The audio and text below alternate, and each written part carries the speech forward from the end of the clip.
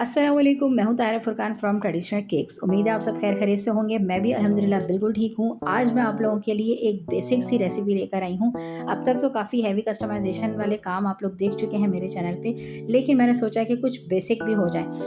तो सबसे पहले मैं आप लोगों के साथ यहाँ इंग्रीडिएंट्स की डिटेल शेयर कर देती हूँ। मैं आज बना रही हूँ chocolate moist cake, oil based sponge है ये। और इसमें जो सबसे पहले आपको चाहिए वो है ऑयल, और इस ऑयल के अंदर मैं मिक्स कर रही हूँ कोको पाउडर। ऑयल की क्वांटिटी है 40 ग्राम्स और कोको पाउडर मैंने इसमें ऐड किया है 10 ग्राम्स। अच्छा, इस मेथड को कहते हैं ब्लूमिंग मेथड, यानी कि ऑयल के अंदर कोको पाउडर को मिक्स करके रख देना, इसको कहते हैं ब्लूमिंग मेथड। इससे ये होता है कि आपके केक में चॉकलेट का जो अरोमा है वो इन्हेंस हो जाता है। दूसरा इसका फ़ायदा ये होता है कि कोको पाउडर जो है एक ड्राई इंग्रेडिएंट कंसीडर किया जाता है, मतलब एक्स्ट्रा ड्राई इंग्रेडिएंट कंसीडर किया जाता है। तो जब हम इसको डायरेक्ट अपने वेट इंग्रेडिएंट में मिक्सिंग की कोशिश करते हैं ना, तो कहीं डर होता है कि लम्स रह जाएंगे इसके, और जब हम लम्स को ख़त्म करने के लिए उस पर थोड़ा सा बैटर को हार्ड मिक्सिंग करते हैं, तो उससे बैटर हमारा रनी होने की वजह से प्रॉपरली राइज नहीं होता जितना उसे होना चाहिए। तो यहाँ पर मैंने अपने जो ऑयल के अंदर कोको पाउडर मिक्स करके उसको साइड पे रख दिया था। ये मैं प्रोसेस आप लोगों ने अपनी मतलब मेथड स्टार्ट करने से पहले करके रखना है, ताकि ये प्रॉपर उसमें मिक्स होके अपना ब्लूमनेस स्टार्ट कर दे। अच्छा, दूसरी तरफ मेरे पास यहाँ पर थे 2 अंडे, और उन अंडों में मैंने तकरीबन 60 ग्राम से करीब चीनी ऐड की है। ये आइसिंग शुगर है, मैं बेसिकली आइसिंग शुगर इस्तेमाल करती हूँ। आप लोग अपनी सहूलत के तहत घर में चीनी पीस के उसको अच्छे से छान कर भी यूज़ कर सकते हैं।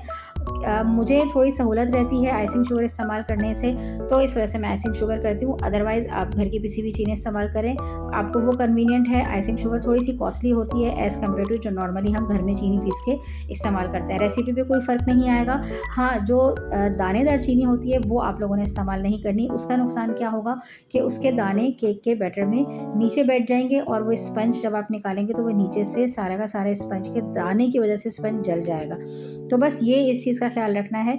जो आपको इसमें कन्वीनियंट हो वो आप यूज़ कर सकते हैं। अच्छा, यहाँ पर मैंने वीडियो को आज किसी भी लेवल पे हाई नहीं किया, स्पीड उसकी तेज़ नहीं की। मैंने सोचा कि आप लोगों को इस बात का अंदाज़ा होना चाहिए कि आप कितनी देर अपना बीटर चलाएँगे, जिससे आपका ये जो बैटर है वो प्रॉपरली बीट हो जाएगा, और कितना बीट करना है उसका भी आपको अंदाज़ा हो जाएगा। तो आपने इसको अच्छे से बीट करना है, और इतना बीट करना है कि जब आप अपना बीटर साइड पे रखें, तो जो उसके विंग्स हैं उसमें से बैटर जो है ना वो एक लेयरिंग फॉर्म में गिरना चाहिए, मतलब रनी फॉर्म में ना हो, थोड़ा सा थिक फॉर्म में लेयरिंग बनते हुए होगा। अभी आप आगे जाके देखेंगे, आप लोगों को वीडियो में नज़र आएगा जब मैं बैटर साइड पे करूँगी। अच्छा, अब मैं आप लोगों को बताती हूँ ऑयल बेस्ड स्पंज की रेसिपी पे कन्वर्ट होने का रीज़न। मोस्टली मैं non oil based sponge use करती थी, लेकिन मसला क्या आता था जब हम बड़े केक्स बनाते थे, तो एक डर ये होता था कि जैसे सिरप जो है ना, मतलब जो हम उसके अंदर सिरप ऐड करते हैं, फ्लेवर्ड मिल्क ऐड करते हैं, वो उसमें से हैवी वेट होने की वजह से ना लीक होने लग जाते थे, और अक्सर हमारा जो प्लास्टर है, फ्रॉस्टिंग होती थी, वो फट जाती थी, और उस एक अनफिनिश लुक आता था। इस वजह से मैंने डिसाइड किया कि अब मैं नॉन ऑयल बेस्ड स्पंज नहीं बनाऊंगी, और हर चीज़ के लिए मैं ऑयल बेस्ड स्पंज यूज़ करूंगी। इवन मैं बेंटो केक बनाती हूँ तो उसके लिए भी मैं ऑयल बेस्ड स्पंज ही यूज़ करती हूँ। बिल्कुल 100% रिस्क फ्री होता है ये। आज तक मुझे याद नहीं पड़ता कि कोई मैंने ऐसा केक बनाया हो जिसमें ऑयल बेस्ड स्पंज यूज़ किया हो तो उसमें सिरप या जो हम फ्लेवर्ड मिल्क यूज़ करते हैं उसको लीक होने का ख़तरा हो। तो ये इसका एक सबसे बड़ा फ़ायदा है हमें। बाकी वेट पे भी कोई इतना ख़ास फ़र्क नहीं आता। आप ये नहीं सोचिएगा कि भाई ऑयल हम इसमें ऐड कर रहे हैं तो कहीं वेट बहुत ज़्यादा हो जाएगा, नहीं, ऐसा कुछ नहीं होता। ऑयल की क्वांटिटी इतनी नहीं है, लेकिन उस जितनी क्वांटिटी हम ऑयल की यूज़ कर रहे हैं उससे आपका स्पंज स्टेबल फॉर्म में आ जाता है। अच्छा, तो यहाँ पर हमारा जो अंडे और चीनी का बैटर था वो अच्छे से बीट हो गया है। उसके बाद मैंने उसमें ऐड किया था हाफ़ टी स्पून के करीब एसेंस, और एसेंस ऐड करने के बाद मैंने ये जो कोको पाउडर ऑयल का मिक्सचर था ये इसमें थोड़ा थोड़ा करके ऐड किया, और हल्की स्पीड पे आपने इसको जस्ट मिक्स करना है। स्पैचुला से नहीं करना, लेकिन करना आपने विंग्स के थ्रू ही है, बट स्पीड आपने इस स्टेज पे हल्की रखनी है, ताकि आपका ये ओवर बीट ना हो जाए, और जो आपका वो कोको पाउडर वाला बैटर था वो अच्छे से उसमें मिक्स हो जाए। यहाँ पर लास्ट स्टेप जो होगा हमारा वो ये होगा कि हम इसके अंदर अपने ड्राई इंग्रेडिएंट्स को फ़ोल्ड करेंगे। अच्छा, ड्राई इंग्रेडिएंट्स में मेरे पास यहाँ मैदा है और मैदा जो है वो तकरीबन मेरे पास 80 ग्राम्स है और इसमें मैंने हाफ़ टी स्पून के करीब बेकिंग पाउडर ऐड किया है। अच्छा, अंडों के हवाले से मैं आपको एक बात बताऊँ, कम से कम जो आप अंडा इस्तेमाल करें उसका वेट 50 ग्राम्स हो, और अगर 50 ग्राम्स से कम होगा तो होगा मसला कुछ नहीं, बस सिर्फ ये होगा कि आपका जो केक है वो कम राइज़ होगा। अगर राइज़ अच्छा चाहिए कि भाई केक की हाइट अच्छी आए, तो उसके लिए आपको ये करना है कि कम से कम जो है अंडे का वेट होना चाहिए आपका 50 ग्राम्स।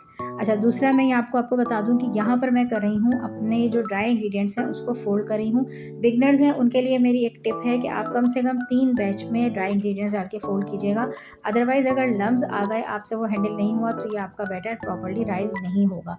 अच्छा, अक्सर लोग क्या कहते हैं कि यार हमने वीडियो देखी, हमारी चीज़ तो वैसी नहीं बनी जैसी उन्होंने दिखाई थी, यकीनन उन्होंने कुछ छुपाई होगी बात। तो देखें, होता नहीं है ऐसा कि हम कुछ छुपाते हैं, क्योंकि सारी चीज़ें आप लोगों के सामने हैं।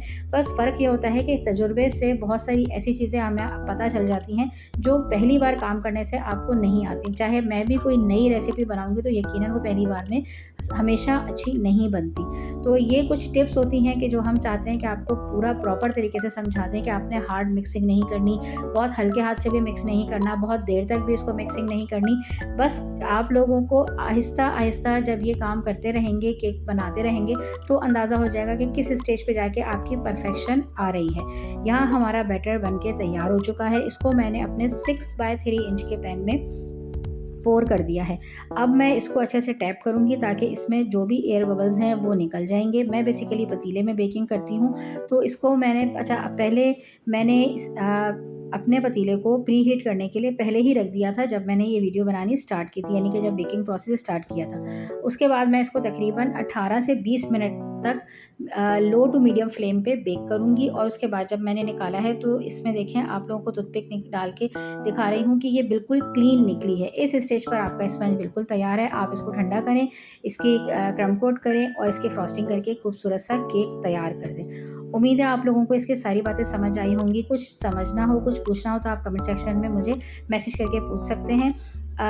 मैं अब यहाँ से आपसे इजाज़त लेती हूँ क्योंकि मुझे इस केक को तैयार करना है, और मिलते हैं आपसे अपनी नेक्स्ट वीडियो में। तब तक के लिए अल्लाह हाफ़िज़।